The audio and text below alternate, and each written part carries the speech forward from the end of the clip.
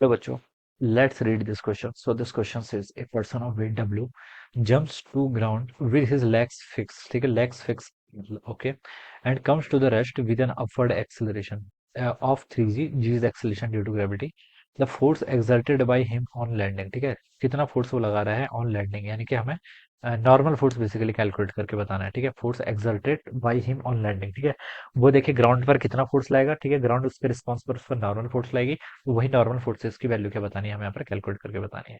तो देखिए बच्चों, इस क्वेश्चन का की कॉन्सेप्ट आप क्या लिख सकते हैं. The key concept of this question, आपको यहाँ पर फोर्स का बताना है ना. तो फोर्स के लिए देखिए हम कौन सी इक्वेशन का यूज करते हैं, न्यूटन सेकंड लॉ. तो Newton second law of motion का यूज करेंगे.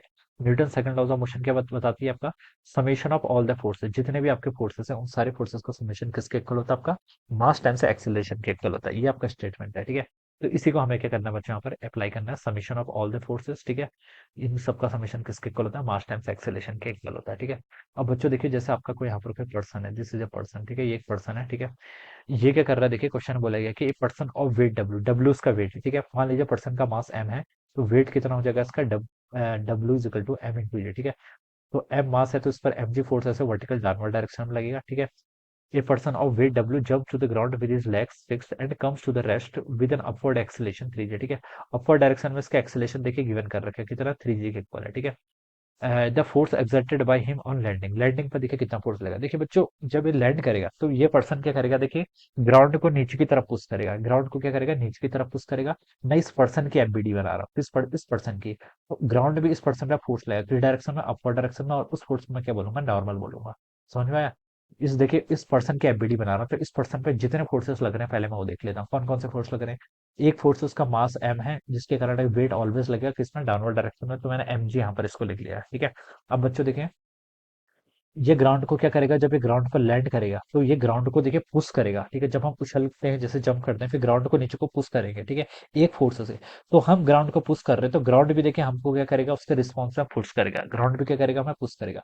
लेकिन ग्राउंड जो हम पर फोर्स लगाएगा वो किस डायरेक्शन में लगाएगा, अपवर्ड डायरेक्शन में. ठीक है, हमने ग्राउंड को डाउनवर्ड लगाया, लेकिन हम यहाँ पर एफबीडी किसकी ड्रॉ कर रहे हैं, इस इंसान की. इस इंसान पे तो ग्राउंड अपवर्ड डायरेक्शन में लगाएगा, तो इसलिए मैंने नॉर्मल की डायरेक्शन क्या बना दी, अपवर्ड डायरेक्शन में. ठीक है, इस पर्सन का एक्सेलेरेशन क्वेश्चन में गिवन कर रखा है कितना, 3g है. तो ये इस बॉडी को हम यहाँ पर ऐसे हमने यहाँ पर ड्रॉ कर दिया. ठीक है, अब बच्चों हमें बताना है कि अब हमें यहाँ पर नेट फोर्स इस पर क्या बताना है, यहाँ पर कैलकुलेट करके बताना है, क्या बताना है पर नेट फोर्स. ठीक है, तो देखिए नेट एक्सेलेरेशन कितना आ रहा है इसका, 3g किस डायरेक्शन में, अपवर्ड डायरेक्शन में.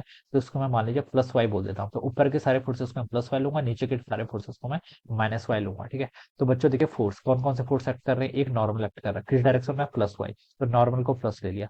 दूसरा क्या एक्ट कर रहा है, वेट. इसका वेट क्या है, एम जी, किस डायरेक्शन में, डाउनवर्ड. तो मैंने इसको माइनस डब्ल्यू लिख दूं या फिर माइनस एम जी लिख लूँ, ये आ जाएगा. ठीक है, और थर्ड क्या आपका, ये आपका दो ही फोर्सेस एक्ट कर रहे हैं बस. ठीक है, ये किसके इक्वल होगा, मास टाइम्स एक्सेलरेशन. एक्सेलरेशन कितना है, 3g, किस डायरेक्शन में, प्लस वाई. तो मैं इसको प्लस 3g यहाँ से ऐसे लिख लूंगा. ठीक है, तो बच्चों नॉर्मल देखिए कितना जाएगा, यहाँ से आपका 3 mg था, माइनस एम जी भी आपका राइट माइक है, प्लस एम जी हो जाएगा. तो इसकी वैल्यू बच्चों आपकी यहाँ से 4 mg के इक्वल हो गया. ठीक है, और एम जी किसके इक्वल है, यहाँ से डब्ल्यू के इक्वल है, तो बस एम जी को यहाँ पर डब्ल्यू से रिप्लेस कर दो. तो नॉर्मल कितना आ गया यहाँ से आपका 4w के इक्वल.